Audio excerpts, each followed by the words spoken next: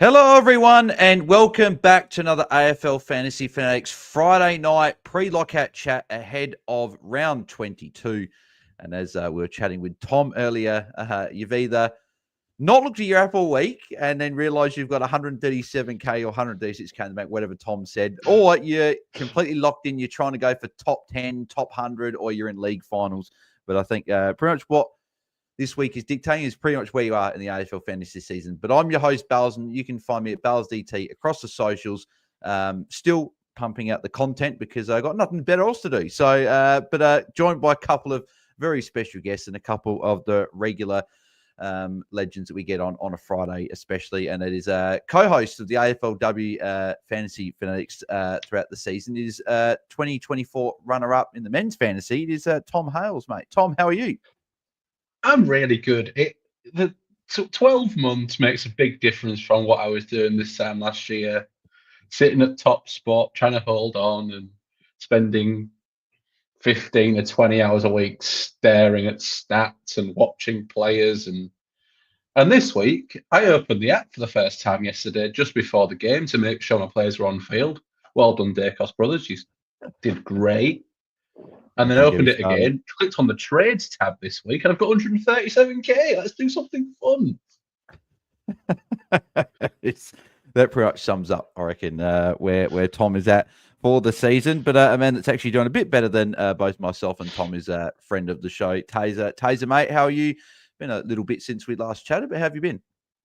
I'm doing well, mate. Had a little bit of a head cold during the week, but nothing serious. And unfortunately, not going to be quite. I don't think I'm going to be able to reach a hat, but no, still a good season and something to build on next year.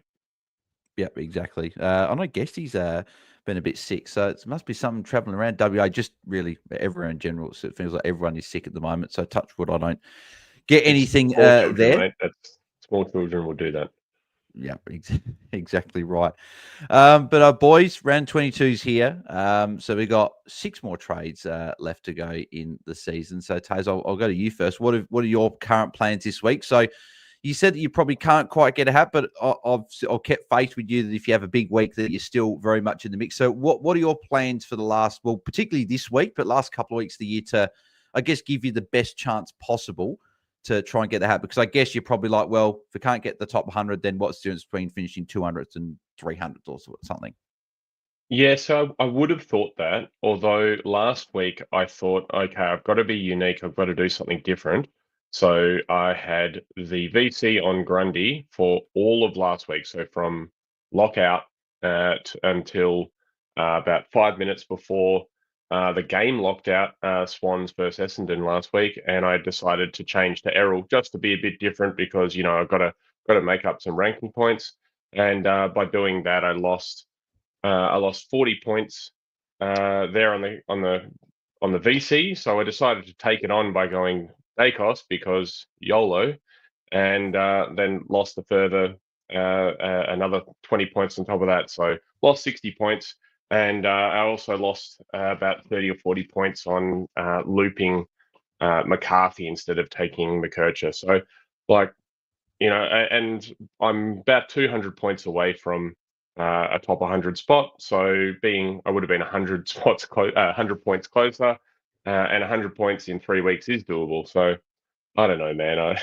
It's one of those ones. I'll just kind of I think I'm just going to straight bat it and play the players that I think will score the most and not go too crazy. Yeah, exactly. I know exactly how you're feeling because I did the exact same. I remember messaging you about it and said if I didn't change my captains, I would have had the VC on Grundy and the captain on Marshall. And I ended up having somehow Nick Dacos VC and Nasai Wanganeen Miller a captain, who both didn't either of them go over 110. So, yeah, very, very disappointed with that. But I guess, unfortunately, that's fantasy and we hate it a lot of the time and love it a little bit as well. Tom, what are you looking at doing with your trades? Because you sort of said, you've just opened up the app and you got a certain amount of money there and you sort of look at what you're doing. I'm assuming that you've probably turned your attention a little bit like myself a lot to the AFLW space with that kicking off next. What are you currently looking at doing with your trades this week? Yeah, I think I'm really worried about Jack McRae, even if he does play. I think there's a huge sub risk there. So I'm going to get off him tonight. I'm going to go to a Graham Myers just because I think he's the best forward that I don't have for the rest of the year. I'm still in my home league finals, so I'm kind of playing for that. And then I think I'm going to get off Zach Merritt just because I think it's a bit of an annoying own. Get I Mullen this could week get as off well. Tom Green. And I really want to teach him a lesson, but I can't do it. He's got North. I just can't do it. So I think I'm going to bring in the midfielder that I can afford that will score the most, which I'm bringing in Jack Steele, which I know is rogue off the back of a subbing, but it's his 200th. It's Richmond. Surely he's had a rest. Surely he's going to be up and about. And I think a lot of people have got off, so I think he's going to be quite unique. Any concern with you from like the fact that he's had a few injuries and stuff to deal with? Like, I guess the last couple of weeks, like shoulder concern we heard about. Then we heard about a neck injury apparently. So it's like that's the only concern I've got for him. Yeah, it might end up being George Hewitt because Carlton have also got a really good run. It could be a Lockie Ash. It could be a Callahan. Somebody less than 1.03, I think I have. So I can kind of get anyone that's moderately cheap. I'm just looking for literally all I'm looking at is going on DFS Australia, looking at the strength of the runs to come and finding the best player with the easiest run and just doing that. That's how I stayed up there for so long last year, was just trying to maximize runs at the end of the year. So whoever's got the easiest run that I can get to is kind of who I'm bringing in. Yeah, and that's fair enough as well. My current trade plans at the moment, so I've gone Rouston all the way down to Charlie Edwards at the moment is who I'm looking at, just a red dot defender mid. And then I'm looking at going one of McCarthy or Luke Parker up to Grind Myers. I can actually go McCarthy up, and that puts Luke Parker as a 23rd sort of premium, and he'd be currently sitting in the mid, so I'd have cover in case of carnage, but I'm not sure if I want to keep Parker. There's a few forwards that have come in, and I just think that he could be. A lot of forwards gone out, and only a couple have come in. So I just wonder if he gets rested forward a fair bit, just with not much play for North, and McCarthy's going to at least make money. So I'm wondering, do I just hold McCarthy for an extra week, get some extra cash gen, then trade McCarthy to a 23rd next week? So tossing up a couple of options there. But Grind Myers coming in tonight is definitely what I'll be doing. I'm a big fan of his matchup tonight against the Bombers. Times 3, by the way. I'm bringing in Myers as well. I think I ranted before about my my situation just outside the top 100, but I didn't actually answer that. Yeah, I'm bringing in Grind Myers. Yeah, exactly. Stu's got a super chat here as well. Thank you, mate. He's saying, is Marshall not a trading option? Is he sore? So we did see some footage that he was sort of running laps and that at training. But Taezer, is there any worry for you about Marshall there? I think Goat Fantasy said that he's fine, but obviously just a little bit limited in training, and it's not uncommon for players to be limited in training at this point in the year. But any concerns with Marshall? Great matchup. No, not many. I'm considering whether or not I C or VC him, so I'm not really worried about not trading into him. The only thing I'd say is that the rucks are all doing quite well, so I'd kind of wonder who you would be trading off to get trade into Marshall. Few people might be going like a Tim English, just because because I know Stu's up there. I don't know if Stu's got Tim English, but a few people have got English. Maybe they're just doing a bit of a swap across just to get the guy that's got the more upside for the last 3 weeks. I quite like it. The one thing I'd just say to consider is no one owns Christian Cherry. And yes, that's where I was going. Okay, yeah, he's got a couple good weeks.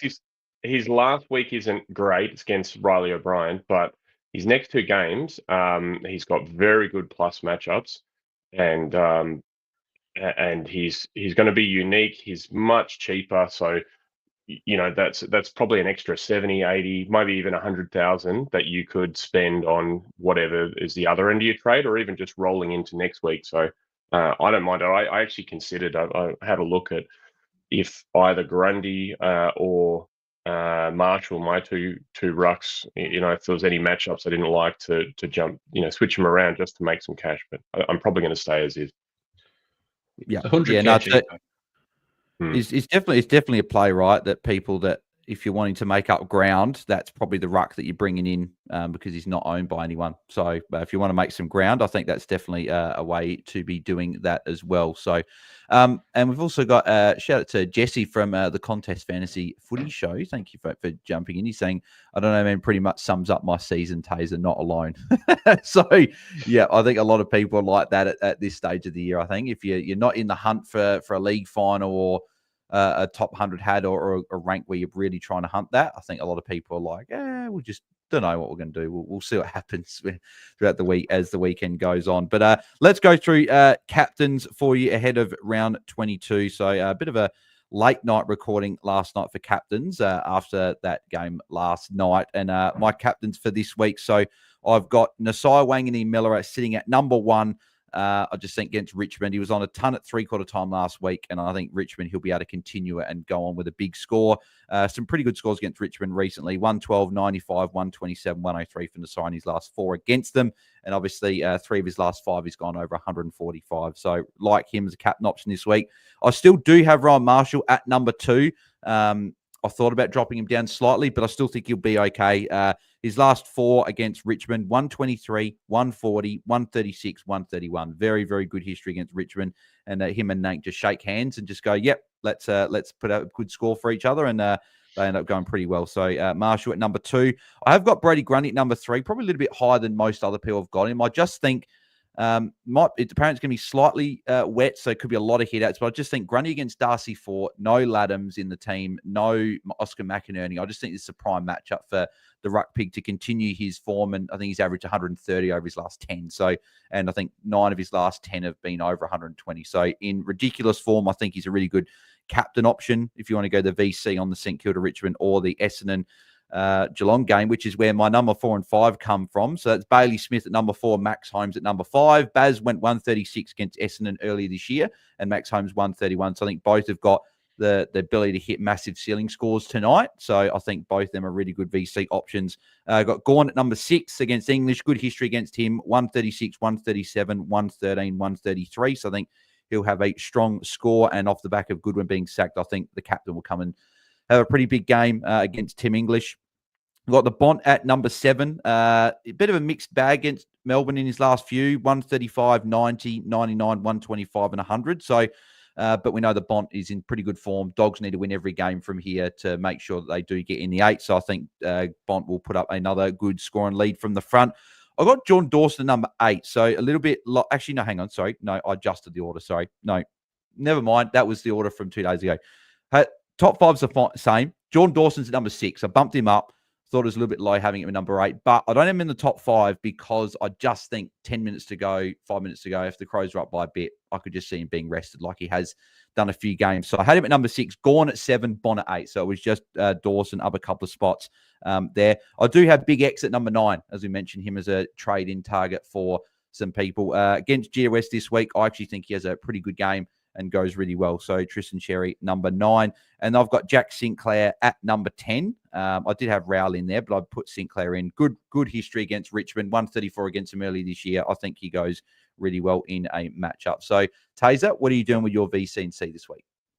Look, I think I'm going to be going Baz Smith into probably rolling him to Naz. So Baz into Naz. Yeah, I've thought about doing something a little bit different, but I think I'm going to just roll with those ones. Yeah. Tom? I think I still, in all of my platforms, don't own Nasai. And I will keep that to the end of the year. I will not own him, and it's cost me in every single format I play. I think I'm going to do Baz into Marshall or Gawn. One of the two, depending on what I hear about Marshall tomorrow.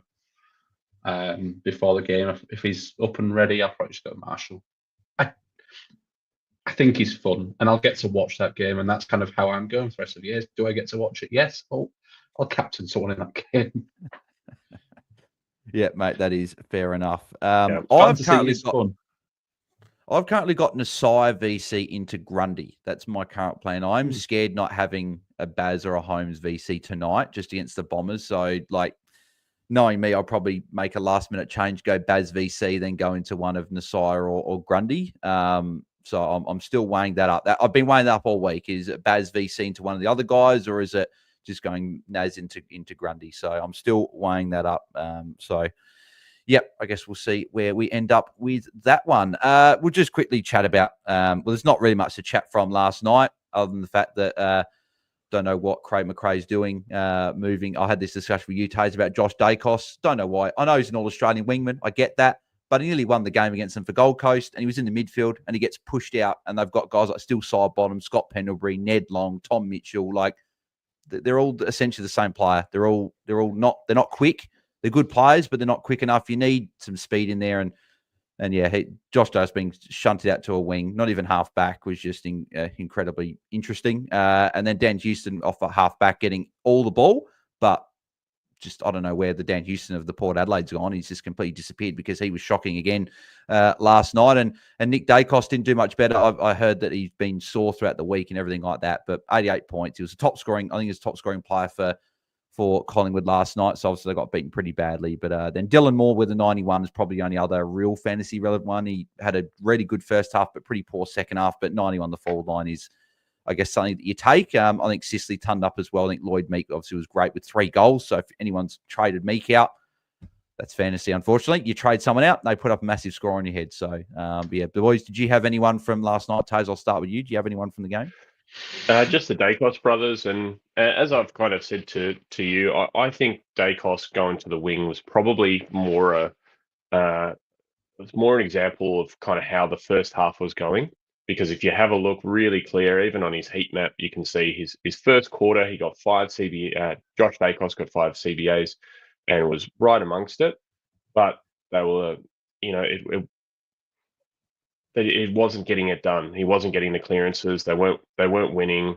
So second quarter, he spends more of his time halfback. That wasn't working either. And I think Craig McRae was just kind of shuffling things around, trying players in different positions, seeing if he could get more from the different players. So yeah, I don't know if any of the moves will be permanent. It wasn't fun having a $1 million primo score 64, especially when I could have looped him and I didn't even think about doing it. But I don't think it's necessarily a sign of what's going to happen over the next few weeks. Yes, someone actually mentioned that in the start of the watch on. Goes, oh, could I loot Josh Dacos tonight? And I was just like, no, I'll just back him in. If you get carnage later on, you need an emergency, do that. But would have been a good call if you loot Josh Dacos there. And I think that Jeremy Howe concussion early would have affected things, right? But I don't get why that just chuck Scott Pendlebury at halfback. I think he'd be a really good halfback. He would have calmed them down back there. Would have been a calming influence, and Collingwood just look. I said last night on the watch along, it wouldn't shock me if they come over to Adelaide next week and they look like the Pies that have been dominant all year, and they beat the Crows, which I'm sort of just resigning myself to that because we haven't beaten Collingwood for like 10 years. So, yeah, I guess we'll have to see how that goes. But they didn't look very good last night at all. Tom, anyone for you last night? Same as just it was a tough matchup.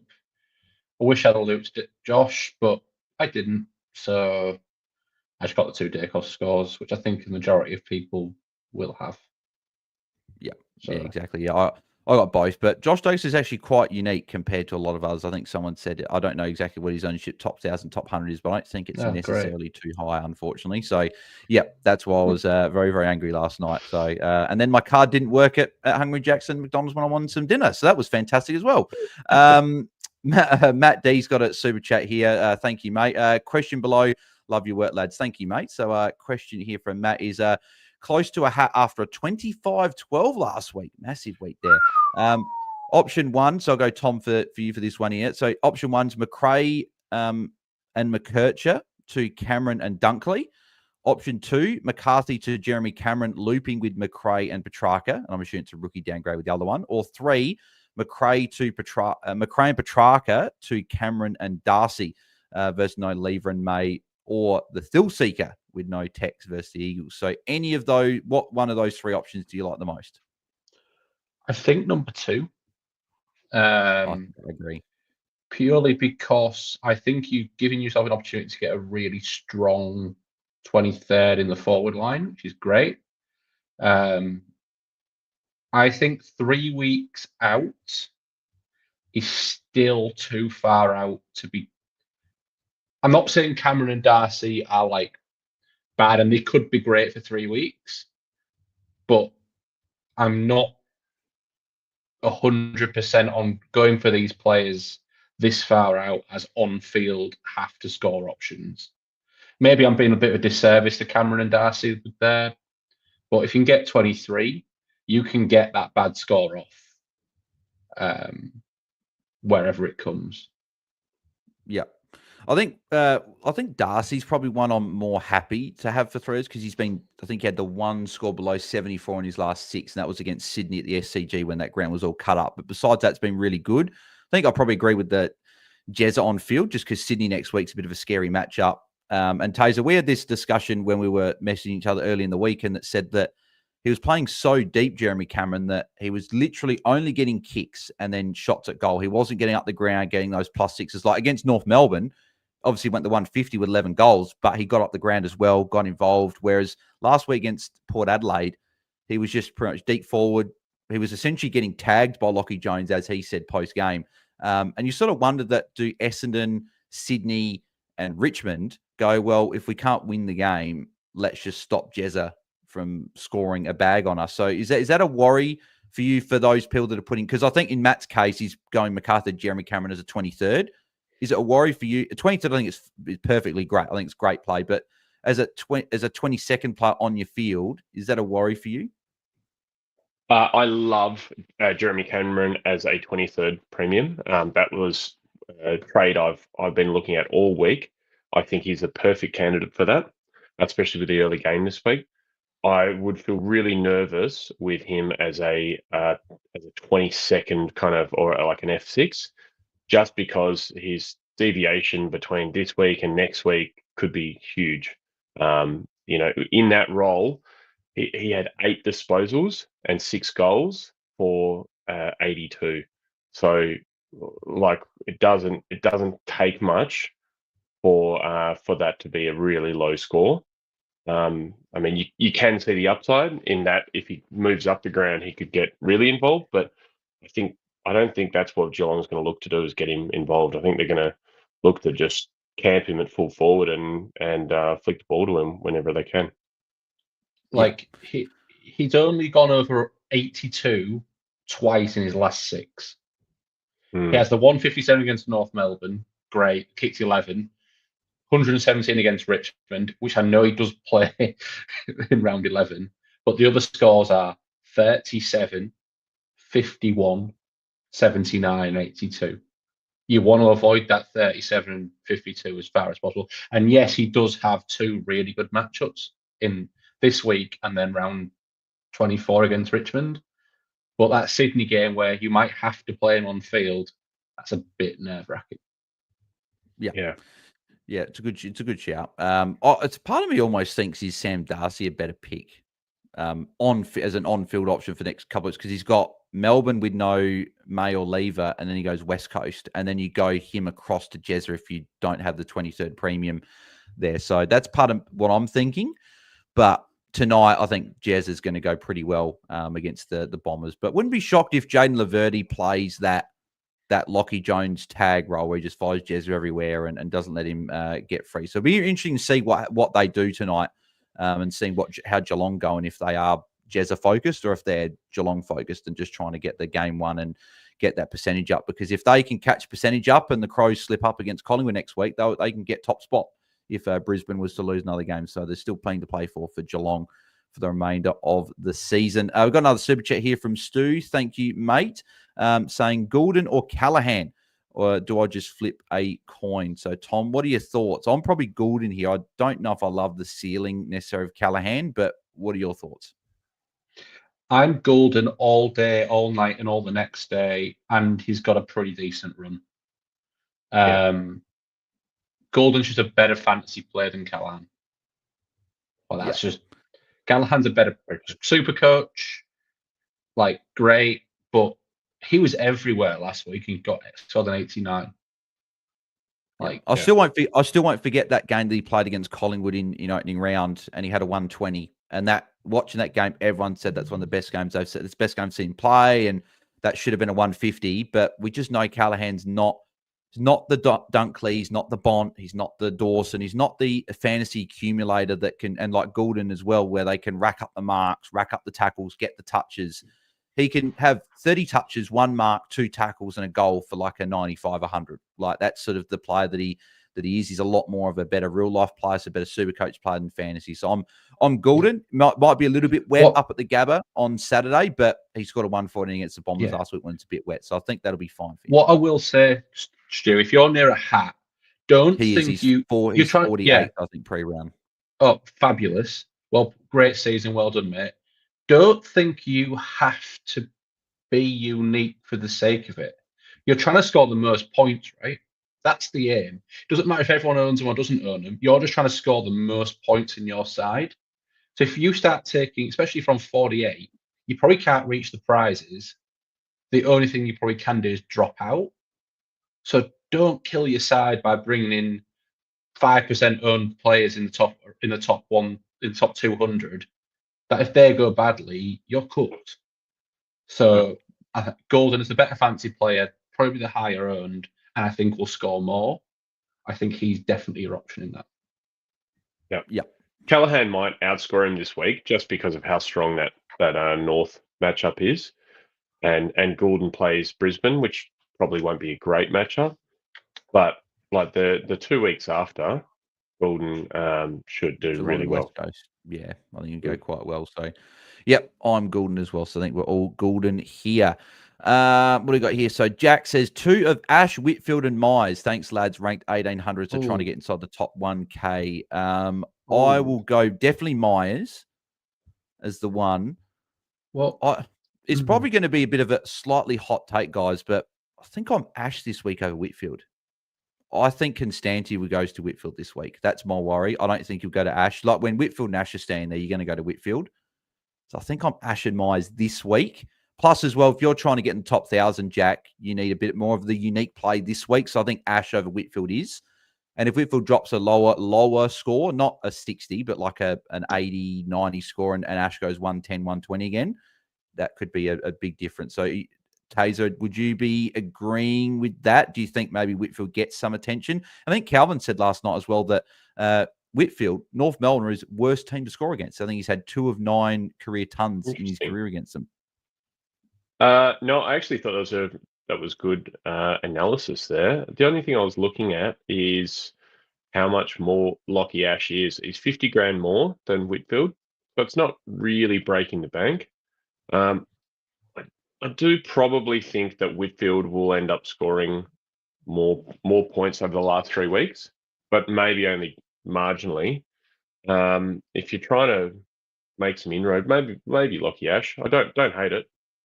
And then get Whitfield next week when he's got Gold Coast and St Kilda. I think that's probably where I'm leaning to at the moment. But yeah, I hope that helps, Jack. Now, Matt's got the question that I need an answer from. I'm interested to hear what you boys say. I didn't want to sort of derail the listener questions and go into my questions, but I'm glad that Matt's asking a question I want the answer to as well. So he's saying, would you go Baz or Holmes VC into Nasir or Romar, or one of the Saints boys into Grundy? So I want to get both your thoughts on this, because I think a lot of people are in this boat this week. You go on the upside in a Baz or a Holmes this week, VC into any of Nasir, Rowe, Marshall, or Grundy, or are you going one of the Saints boys into Grundy? So I'll start with you, Taezer. Where would you be going? Well, currently, unless I change things, I am going Baz into Nasir, but I've had all of those players with C's and VCs on that I've looked at, so I think they're all fair options. I think out of Baz or Holmes, I think Baz probably has the higher ceiling. He's less likely to get tagged because his disposals aren't as efficient. So I think of the two, so let's just kind of go like tonight versus tomorrow. So I think Baz is better than Holmes for that matchup. And then tomorrow it was Romar and who? Grundy? Nasir or Grundy. One of those. Oh, Nasir, Grundy, or Rowan Marshall, because I think that was in there as well. Yeah, I've had all of them. I'd probably say Rowan Marshall, I'd be uncomfortable captaining with. agreed. Yeah, I'd be really comfortable vice captaining, not comfortable captaining.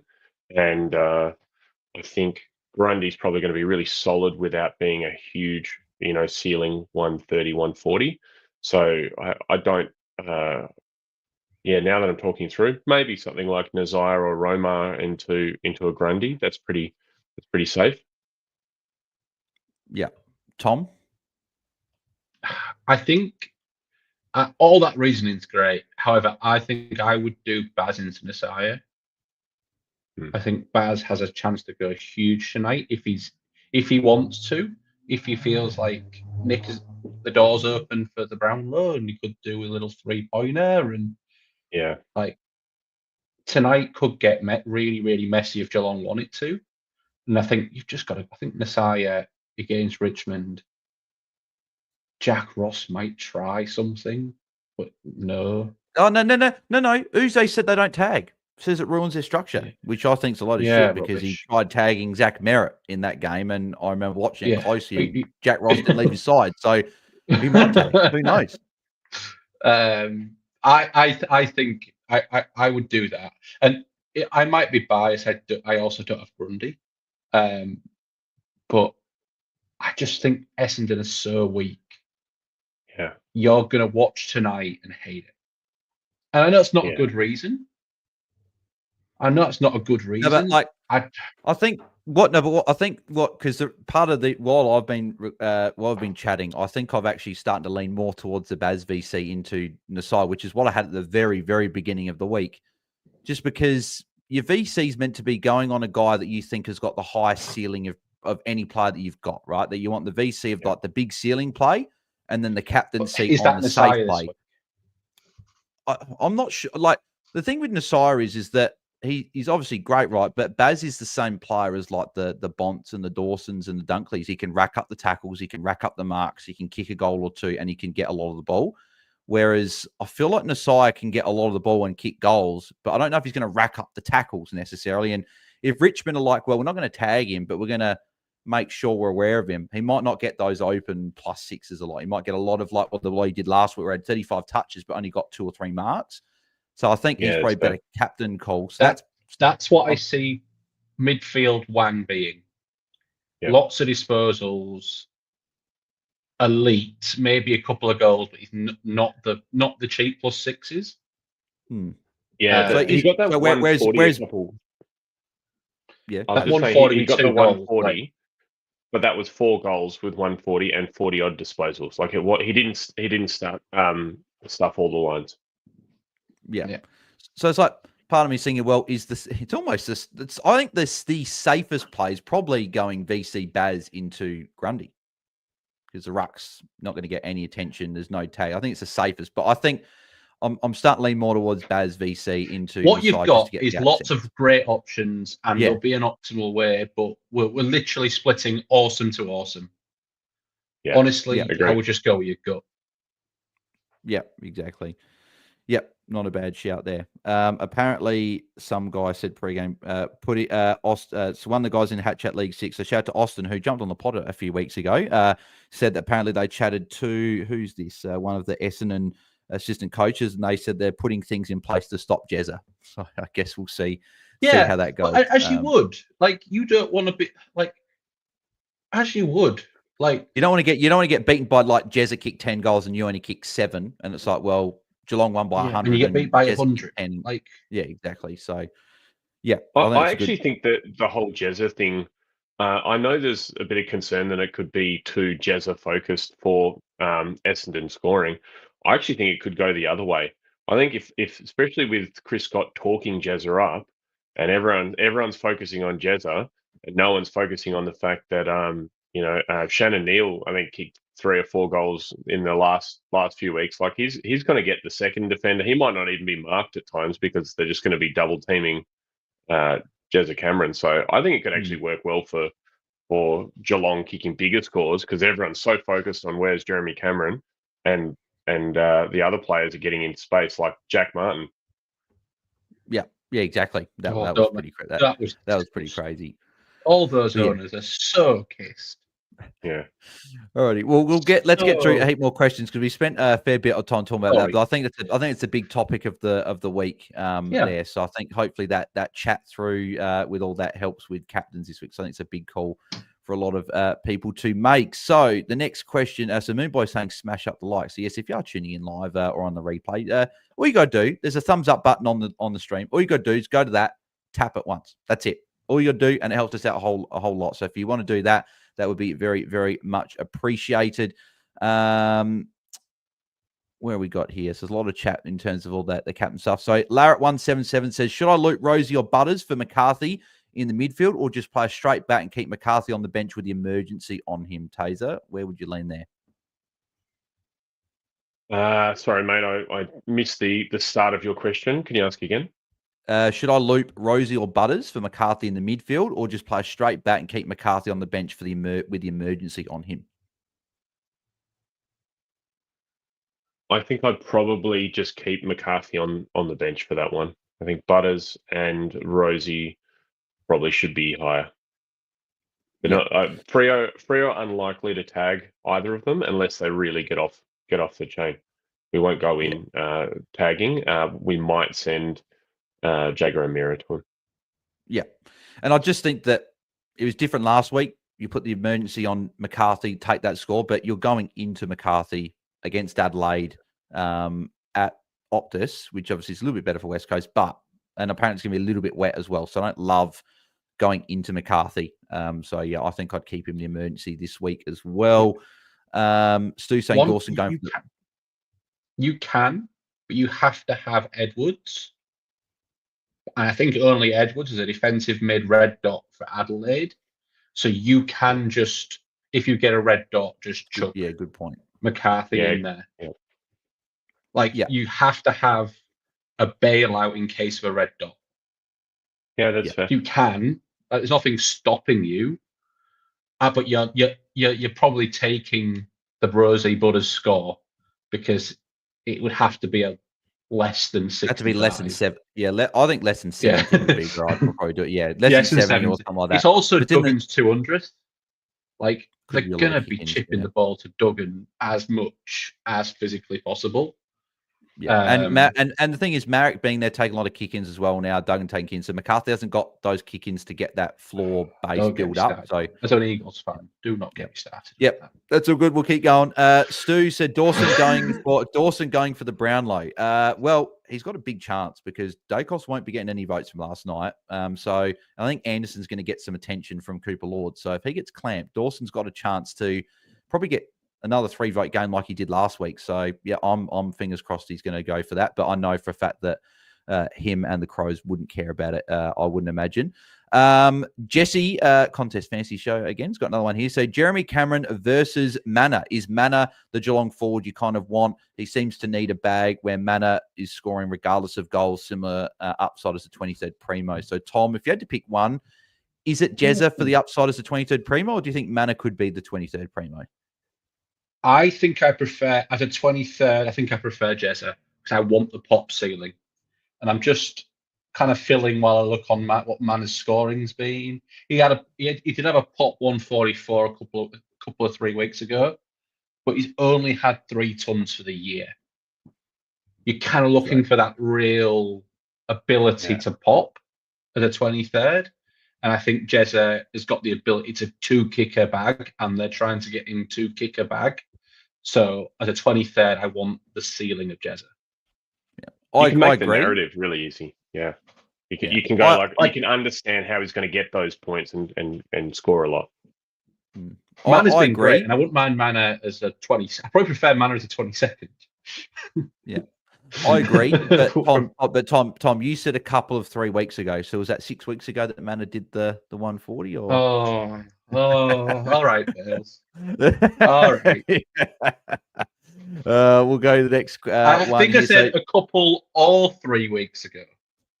Is actually what I said, but well, tomatoes. That's all good. Sean says Josh Dacos was 31% owned the top 1,000, so not as low as I thought, but still not a huge amount. So Emma says McRae to Myers or hang on, McRae to Myers or Jezza or Petrarca to Jezza or Darcy. I think it's McRae to Myers. I think we're all going that one there. I think Myers is going to be the best one. I think of the three. Next question is from Sean. Says Goulden or Ash. He's looking at going Butters to one of Ash or Goulden or Petrarca to Jackson. So Taezer, where would you go out of those trades? Butters to Ash or Goulden or Petrarca to Jackson? Needs to be tonight, Sean's saying as well. Butters to Ash Goulden. Oh, no, sorry. He's saying needs to be tonight for a VC. Never mind. Okay.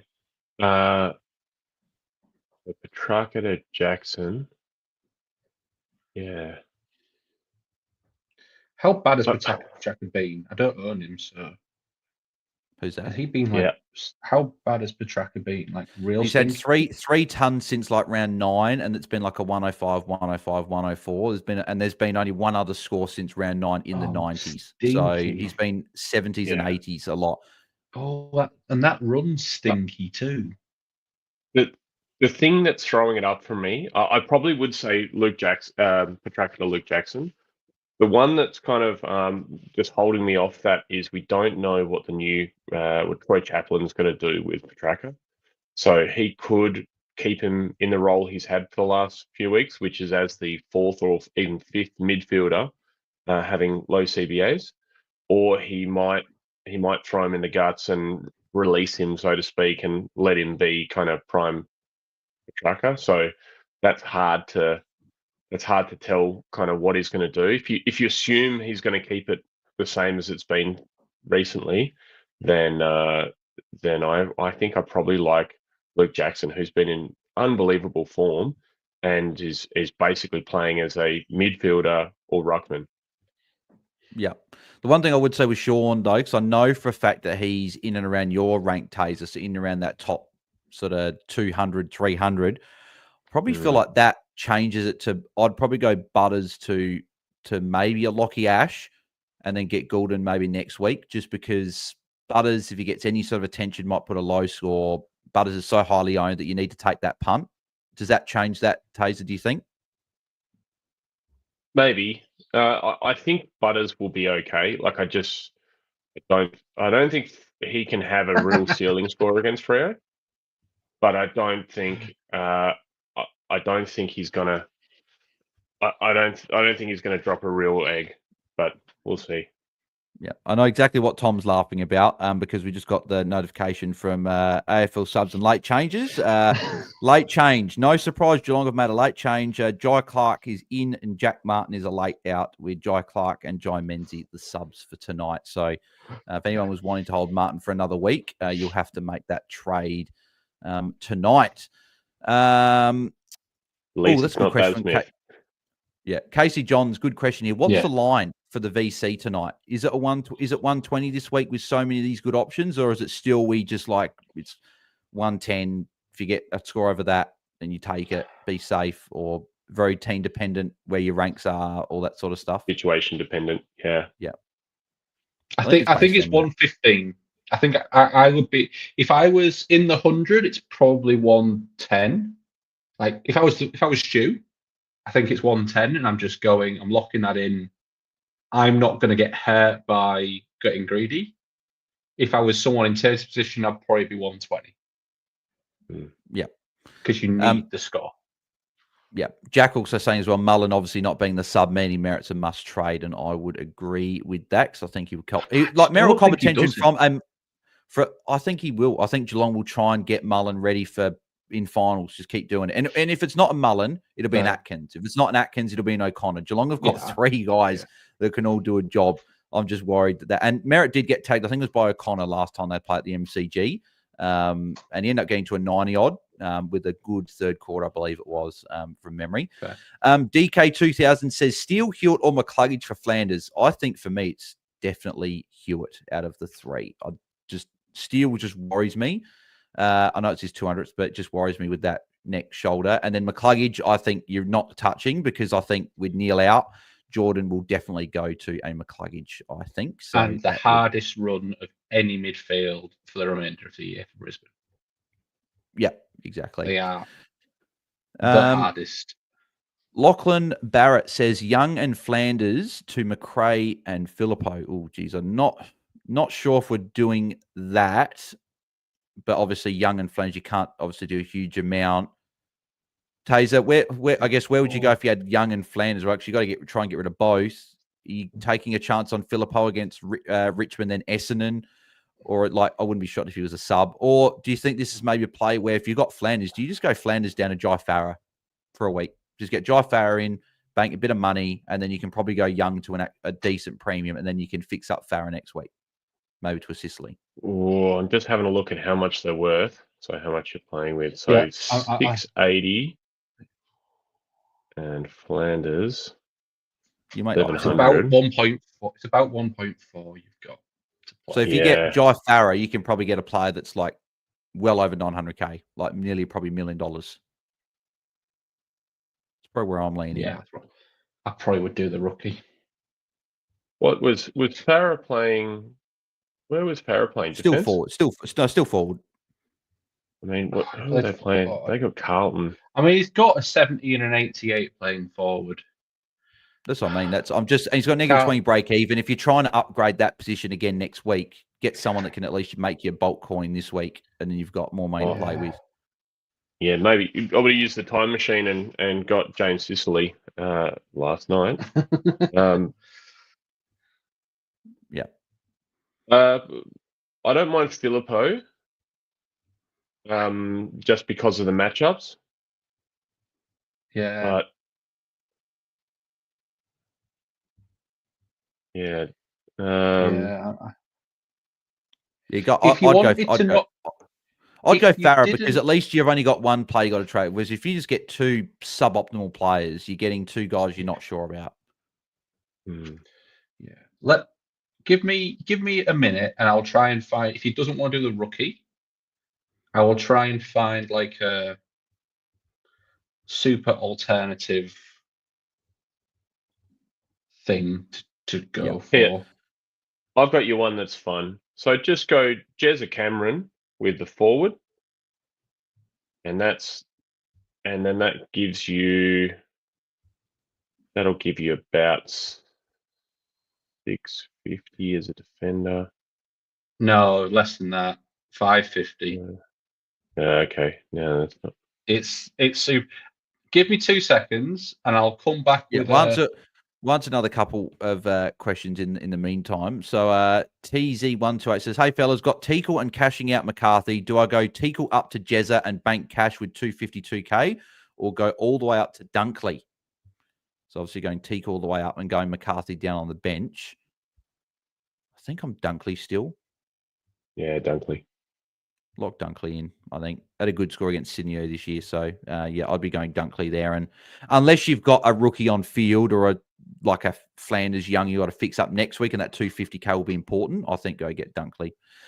Michael, bigger upgrade, Mills to Whitfield or Darcy to Myers? I think would have said Mills to Whitfield, but if Whitfield does get some sort of attention, is it a massive upgrade? Darcy I still like this week against Melbourne. If you could go Mills to a mid, maybe put some, if you've got a defender mid in your midfield, Michael, can you go Mills to Myers? Put defender back into your defense, put a forward into your mids for a week and go Myers for a week. I'd probably do that if you can. Michael, let us know if you can do that. That's what I would be doing there. And Taze, I'll go this one for you from Matt. He says, do you prefer a red dot rookie and going a Johnson down to him to 230k DPP, or go McCarthy to Farah? They'll be on the bench and second trades track to Myers. I think this point is it just getting as much cash as possible.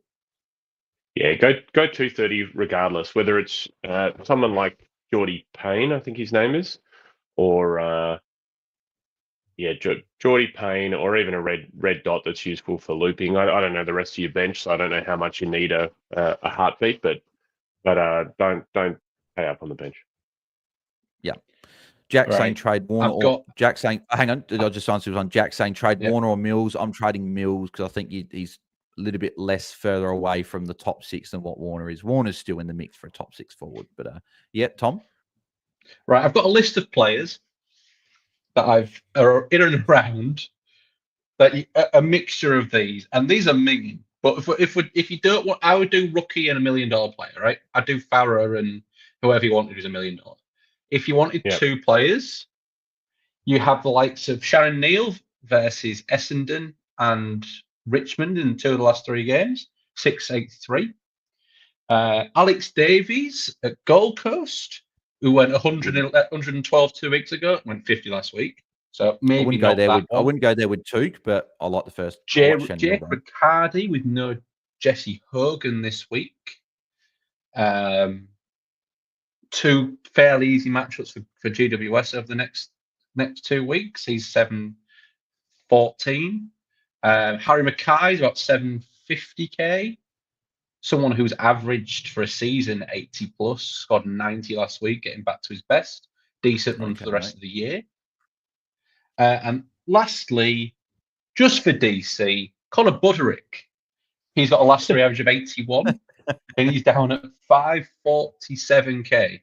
So you could do Jezza Cameron and Connor Buderick. That would add up to the right amount. That would add up to the right amount of money. However, I would do Jai Farah and a Primo. But yeah, I agree with that. There's some research for you. Good on you. No, I love Good it. No, research, we love Tom. it. We love it, mate. Mid pod, we love it. But Matt, and I think Matt's scenario where he's saying going like McCarthy to Farah. I think the only way you're going Farah is if you've got a Flanders and a Young or a Bergman still, or 2 players are injured and you can't get 2 good players. You just go 1 down for a week, 1 up. That's the only way I'd be doing it. Whereas on the bench, you're just getting as much cash as possible there as well. And Casey John said that his question wasn't for the line for VC. It was for his question above. So sorry, mate. Apologies for that. Yes, there was a question here. So Casey John said, have McRae as a 23rd primo? Is Warner the obvious loop option out this week? Have Curtin, Kennedy, and Jackson in the forwards. Could also loop with Butters, Rosie, and McKercher via DPP. I struggle with looping. What's the line? I think McRae is the one you look at. And then I think Warner is the one that you loop off if he goes well. Taser, what would you take from McRae to bench Warner? Is it an 85, an 80, 90? Yeah, probably 85. Somewhere between there, that line between 80, 90, that's pretty achievable for Warner. He does occasionally drop eggs and he does occasionally score higher, but McRae plays first before. So it'd be that's what I'm saying. So I think McRae would need to score that for me to not roll into Warner. Okay, yep, sorry, I get you. Yep. But I think the other guys, Curtin, good matchup. Probably wouldn't worry about him. Kennedy is obviously great. Jackson wouldn't be looking at either of those 2. And then Butters, Rosie, McKercher, I think all 3 will score pretty well. So I think I agree with that one. And I think we'll go a couple more as we wrap up. So Michael said, hadn't thought of that option. Yes, I can do Mills to Myers with DPP. Cheers. Oh, beautiful. I'm glad you could do that. I'm glad that. Nailed it. Beautiful. Matt says, have a player in each line with the E on them, says Matt. Yeah, and that's what you want as well, right? You want someone in each position with an emergency on them, just in case you cop some sort of carnage. Like with Rosie, some people got caught with donuts because it was so late in the round. Maybe got a 25, but at least the 25 is crap on 25, field, come right? on. But 25 more, I guess, than having a donut. That's all I can say. But as I keep saying this, I'm still not over this. We're asking Ginnivan about Saul Lewis and stuff, which as a Crows fan, I like because he gave it to the Crows fans. So as a Crows fan, I was like, it sucked in. But the fantasy coach in me was like, well, don't ask him about those. Go to Rosie, see where he is, see he's not on the plane, and see why he's not flying. And we could have traded him out. I'd still have McKercher in my bloody team if it wasn't for that. But that is what it is, unfortunately, with fantasy. We'll go. I reckon we'll go a couple more questions and then we'll wrap up. Or is that all the questions? I reckon that is all the questions at the moment, unless anyone's got. Case John says again, hi gents.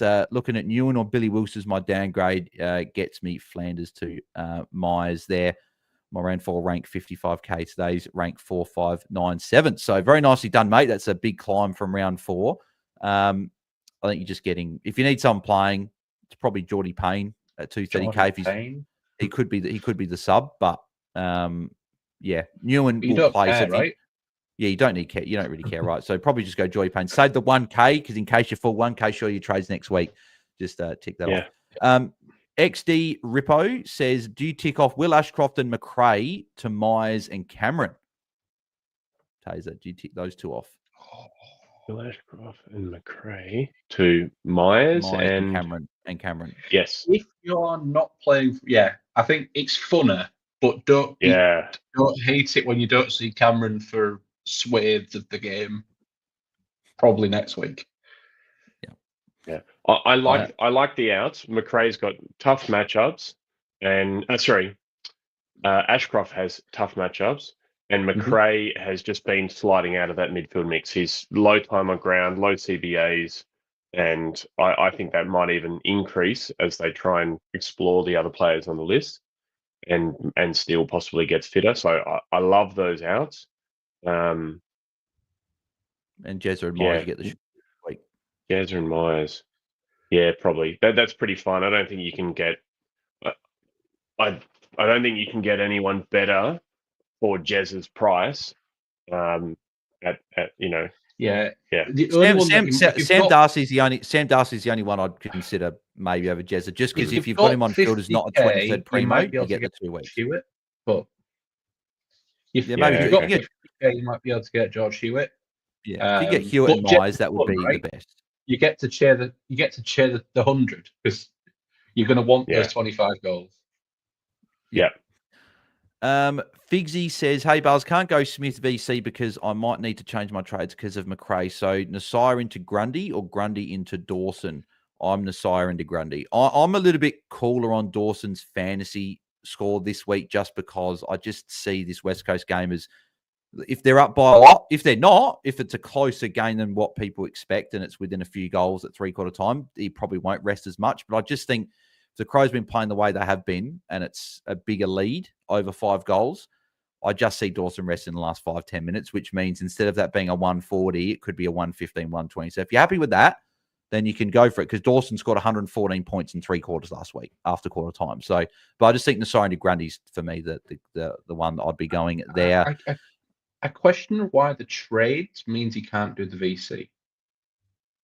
Maybe can't go. Maybe he already used it last night with Dacos or something. Oh no, he's saying no. He can't go Smith VC because he might need to change trades because he's got McRae, and if he's the sub, I'm assuming there's something in his trades. I'm assuming there's something in his trades there that won't allow him to do it. Okay. Yeah, I just questioned that. But if he honestly can't, then obviously you have to do things. Yeah. And Figsy also says going Liddy to a 230k Rook and Mills to Whitfield, or go Merritt to Whitfield and Mills to Kennedy, but need to risk for McRae not being sub. If I don't trade Merritt, I can change mine and get McRae out. I think I'd be going Merritt out, and then if McRae is the sub, then just trade McRae to Kennedy and keep Mills. But if McRae isn't the sub, then you can trade Mills if you like. But I'm fine ticking those off still. So I don't think you have to do Liddy to a 230k Rook. I would do the one tonight, get trade Merritt out. And if you don't have Myers, I'd go Myers over Kennedy. That would be something as well. But hopefully that helps there. And we've got one more here from Lee, and we'll wrap up with this one saying, hey team, still on the fence whether to trade out Merritt or Rosie. I think we're all in agreement we're trading Merritt over Rosie. I think so. Yeah. I am. Yeah, I agree with that. I think so. Beautiful. Louis Leary also saying VC Basil Holmes into Grundy Roma with what is it? Oh, we had Louis. If you want to have that chat, we had a big chat about 20 minutes into the pre-lockout chat. We had a good in-depth discussion. I'm probably leaning on now. I was originally Naz into Grundy, but I think now I'm Baz into Naz at the moment. I just think that it rhymes as well tonight. Baz and a Naz. Yeah, exactly. Yeah. And I think that's what we all agreed. I think Baz is the one tonight that just the ceiling against Essendon could be huge. So I think we're going there. So I hope that does help, Lou. But that'll wrap us up for another pre-lockout chat. So as always, we'll quickly whip around the room. And if anyone that missed it earlier, Taezer, your trades and captain, vice captain. Yeah, so I'm going to go Liddy down to Edwards, which is a red dot.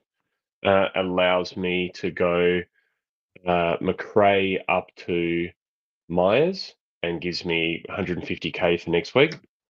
And it also gives me a bit of flexibility in that last game that I can move McCarthy and the red dot between the lines. So if I need a cover for anyone, I can do that. And then I think I'm going to go Baz into Naz, but it could change. Yep. I like it, mate. Tom? I'm buzzing to Marshall because I don't own Naz. And my trades have changed at the start of the pod. So if you kept listening this far, they've changed. I'm still doing McRae to Myers, and I'm doing Merritt to Lockie Ash. Yep, like those trades, mate. Very, very good trades there. And then for me, my VC&C has changed all week and even throughout this pod. And at the moment, it's sitting Baz VC into Naz, the two highest averaging players of the season as well. So that might be the tiebreaker there. But I'm considering Grundy as well. But if Baz gets it done tonight, then I won't have to worry about that one there. And trades for me, going Rouston down to Charlie Edwards, just getting as much cash as possible, even though I've now only got 3 green dots on my bench and one in each line. So might have to maybe bring in a green dot just to make sure I've got someone else there for cover. But anyway, that's what we're seeing with there. And then I've currently got McCarthy to Myers, but I'm considering trading Parker out, having a little bit extra money, and then going McCarthy up to a premium next week. So I'll be able to get McCarthy up to a pretty good player next week, regardless if I go one of your Ashton Moyer or an Angus Hasty down. So I'm currently considering that. So that's what I'm looking at doing there. But that'll do us for another pre-lockout chat. So thanks everyone for tuning in and those that sent in their questions, and thanks also for the couple of super chats that were sent through there. Very much appreciated. Yeah, I'll be back I'll be on for a watch long in about 20 minutes or so's time tonight for the game tonight. Probably won't do one tomorrow night, but we'll see how we go. But we'll be back on Sunday night after last game with our round review, as always. So, but Taezer, mate, thank you very much for jumping on. Where can the people find you? You can find me at Taezer on Twitter, and cheering on Baz in a few minutes. Yeah, exactly, mate. Thank you very much for jumping on, even though you've been a little bit under the weather this week, mate. We appreciate it. Tom, mate, where can the people find you? You can find me at Tom_Hales_, and on this channel throughout the AFLW season. Tune in.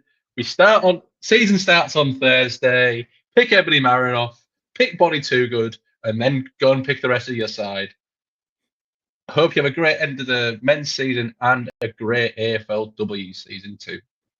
Mate, absolutely brilliant. I was actually going to segue to you after and say also, where can the people find your team reveal? Because the team reveal's on the channel. We did Tom's team review on Tuesday, mine on the Thursday. I'm sure there's probably been one or two changes.